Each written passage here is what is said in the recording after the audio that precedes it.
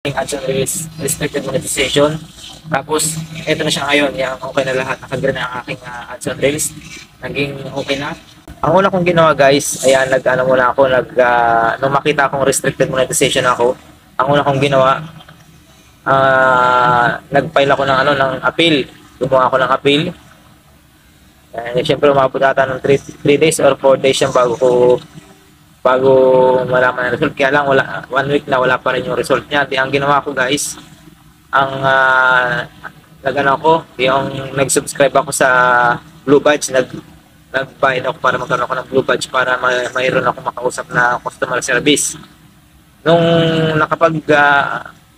lagay na ako ng Blue Badge, medyo matagal-tagal din kasi nga ang dami mong pipindutin. Sa madaling salita, natapos ko yun. Nakakata ako ng 2 oras pag-set up ng mga kung ano ng mga requirements doon bago magkaroon ng Blue Badge. Sabi pa doon 48 hours daw para bago magkaroon ng Blue Badge. Pero hindi man mabot ng 48 hours, wala pa sigurong 30 minutes nagkaroon ako ng Blue Badge. Tapos nag-chat agad ako sa customer service. Kasi nga kung halimbawa hindi ka naka-Blue Badge, ang tagal nila mag-reply. Pero pag halimbawa may Blue Badge ka, ang bilis nila mag-reply.